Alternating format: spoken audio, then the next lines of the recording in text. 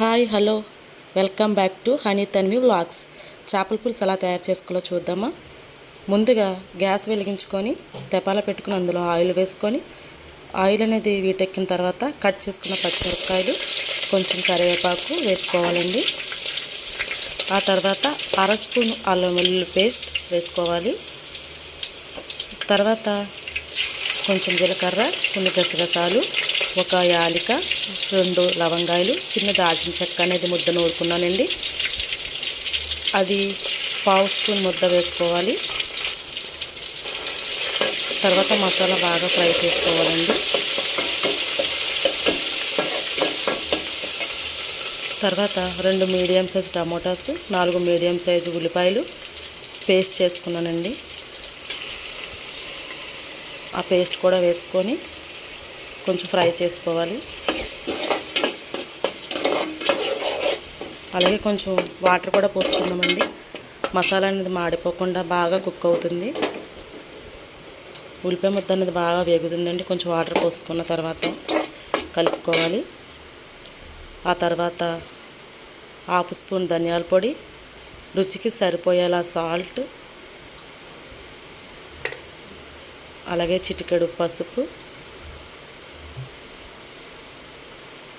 కూడా వేసుకుందామండి. మూత పెట్టుకొని ఒక 5 మినిట్స్ అలా ఉంచుదామండి. కొంచెం మసాలా అనేది వేగిందండి బాగా. ఇప్పుడు 2 స్పూన్ల కారం వేసుకుందాం.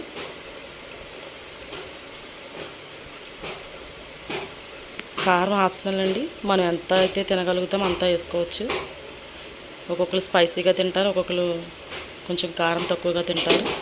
కారం వేసుకొని గరిటె పెట్టకుండా మూత పెట్టి ఒక నిమ్మకాయ సైజ్ అంతా ఇప్పుడు నిమ్మకాయ సైజ్ అంతా తీసుకుందామండి. అలాగే చింతపండులో వాటర్ పోసుకుందాం. వాటర్ పోసుకొని ఒక 5 నిమిషాలు బాగా నానాలి. ఇప్పుడు మూత తీసుకొని చూద్దామండి. కారం అనేది బాగా మగ్గింది చూసారా. ఇప్పుడు గరిటె పెట్టుకొని కలుపుకుందామండి. బాగా కారం అంతా కలుపుకుందాం.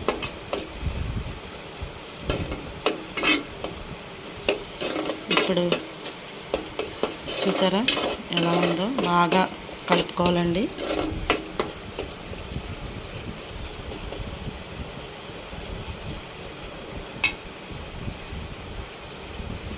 చూసారండి ఆయిల్ అనేది ఎలా వస్తుందో పైకి. మసాలా అనేది బాగా వేగింది.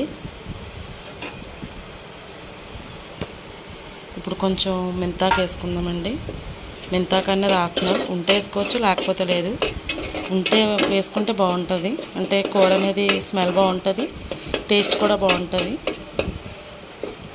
కలుపుకున్న తర్వాత మసాలా అనేది బాగా ఫ్రై అయిందండి. ఇప్పుడు చేప ముక్కలు వేసుకుందాము.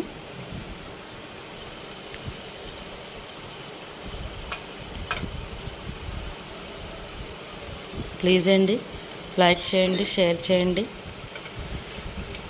అలాగే సబ్స్క్రైబ్ చేసుకోండి. ప్లీజ్ కామెంట్ చేయండి, సపోర్ట్ చేయండి ప్లీజ్.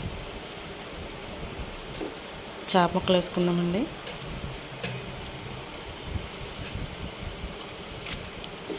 చేప ముక్కలు పచ్చిగా ఉన్నప్పుడు గరిటె పెట్టి కలిపితే ఏమవుదండి, చితకడం అది ఉండదు. అదే చేప అనేది కొంచెం బాగా ఉడికిన తర్వాత మరి గరిటె పెట్టి కలిపామంటే చేప అనేది చిదిగిపోతుంది. ఇప్పుడు పచ్చిగా ఉన్నప్పుడు కొంచెం కలుపుకోవచ్చండి గరిటెతోటి. కొంచెం అటు ఇటుగా కొంచెం మసాలా చేప ముక్కలు పట్టేలా కొంచెం మెల్లగా అటు ఇటు కదుపుకుందామండి. కొంచెం ఇలా కింద నుంచి మీదకి ఇలా చేప ముక్కలు తిప్పుతూ కలుపుదాం. మూత అనేది పెట్టుకుందాం. ఒక 5 మినిట్స్ తర్వాత కొంచెం మగ్గిందండి. ఇందాక నానబెట్టుకున్న చింతపండు బాగా పిచుక్కొని పులుసు అనేది తీసుకుందామండి. ఆ పులుసు ఇందులో పోసుకుందాం. ఆ చింతపండు వాటర్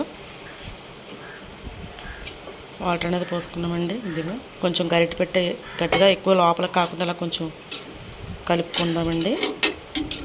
ఎక్కువ కలపకుండా కొంచెం అటు ఇటుగా ఇలా కిందకి మీద కలిపితే మసాలా అనేది బాగా కలుస్తుంది. సరే మూత పెట్టుకుందాం. ఇప్పుడు ఒక పావు గంట మరిగిన తర్వాత కొంచెం పైన కొత్తిమీర అనేది వేసుకుందాం. మళ్ళీ మూత పెట్టుకుందాం. చూసారా పులుసు అనేది ఎలా మరుగుతుందో, స్మెల్ కూడా చాలా బాగా వస్తుందండి.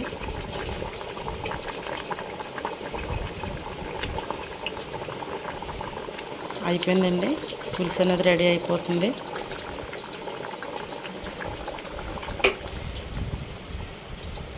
స్టవ్ అనేది ఆఫ్ చేసుకుందాం. చేపల పులుసు రెడీ అండి. మా ఊర్లో రిజర్వేర్ ఉందండి, మరి అందులో చేప అండి ఇది. మాకు ఎక్కువగా బాగా చేపలు దొరుకుతాయి. సరే, చేపల పులుసు రెడీ.